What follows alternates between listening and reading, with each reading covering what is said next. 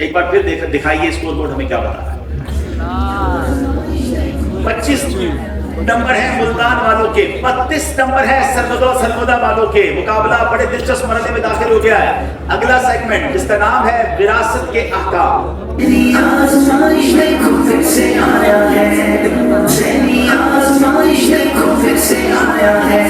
جناب وراثت کے احکام یہ سیگمنٹ ہم کیوں لائے ہیں؟ یہ سیگمنٹ اس لیے لائے ہیں کہ جناب آج کل یہ باتیں سننے کو ملتی ہیں کہ وارثوں کا حق کھا لیا جاتا ہے، بہنوں کو وراثت میں حق نہیں دے رہے، یتیموں کا حق لوگ کھا رہے ہیں۔ خدا کا خوف کریں، یہ قرآن و حدیث کا حکم ہے، شریعت کا حکم ہے، جس کا جو حق ہے اسے دیجئے۔ اور یہ وہ مال ہے کہ اگر کسی کا حق مار کر آپ نے لیا تو حرام اور جہنم میں لے جانے والا مال بن سکتا ہے۔ اللہ ہمیں عقل سلیم عطا فرمائے، کبھی کسی کا حق نہ دبائے، وارثوں کا جو حق ہے اس سب کو دینا چاہیے۔ بتائیے وارث کو وراثت سے حصہ نہ دینا کیسا؟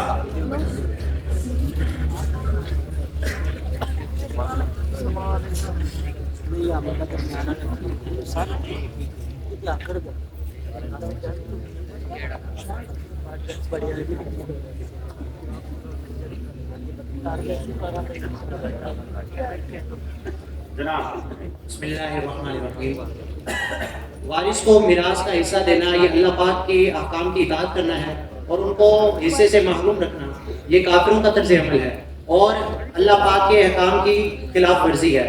اللہ پاک نے اس سے منع فرمایا ہے، جیسے اللہ تبارک و تعالیٰ قرآن پاک میں ارشاد فرماتا ہے وَتَأْكُلُونَ التُّرَاثَ أَكْلًا لَمًّا وَتُحِبُّونَ الْمَالَ حُبًّا جَمًّا۔ ترجمہ کنز العرفان، اور تم میراث کا مال سارا جمع کر کے کھا جاتے ہو اور مال سے بہت زیادہ محبت رکھتے ہو۔ اللہ قرآن میں بھی ان لوگوں کو جس طرح کہتے ہیں کہ جھنجھوڑا گیا ہے اور میراث کا سارا مال جمع کر کے کھا جاتے ہو اور مال سے بہت زیادہ محبت رکھتے ہو۔ کبھی بھی ایسا نہ کریں، جس کا جو حق ہے اسے دے دیں، ورنہ یہ مال جہنم کے عذاب کا سبب بن سکتا ہے۔ جواب درست دے دیا ہے۔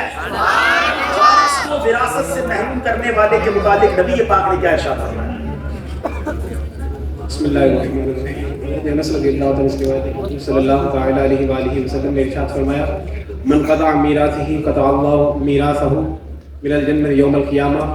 تھوڑا سا حدیث میں من قطع میراث وارثہ، من قطع میراث وارثہ قطع اللہ میراثہ من الجنہ یوم القیامہ۔ جو میراث کو کاٹے گا اللہ تعالیٰ قیامت کے دن اس کی جنت سے میراث کاٹ دے گا۔ اللہ غور کر لیجئے، فیصلہ آپ کے ہاتھ میں ہے۔ بڑے بھائی اپنے چھوٹے بھائی کو حصہ اگر نہیں دے رہے، یا جناب بہنوں کو حصہ نہیں دے رہے، یا یتیموں کا مال دبا رہے ہیں، تو یاد رکھیے نبی پاک کا فرمان، فیصلہ آپ نے کرنا ہے، ادھر مال چاہیے یا جنت کی میراث چاہیے۔ نبی پاک فرماتے ہیں جو شخص اپنے وارث کی میراث کاٹے گا اللہ تعالیٰ قیامت کے دن جنت سے اس کی میراث کاٹ دے گا۔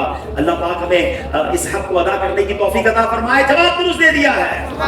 کسی دوسرے وارث کے مال پر قبضہ جما لینا کیسا ہے؟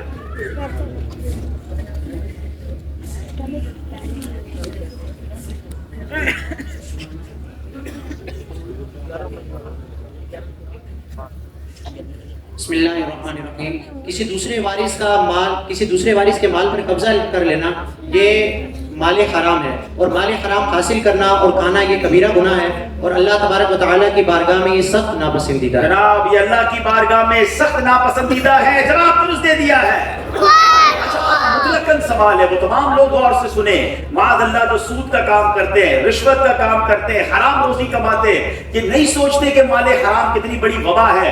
سوال یہ ہے کہ مال حرام کے متعلق نبی پاک علیہ السلام نے کیا ارشاد فرمایا؟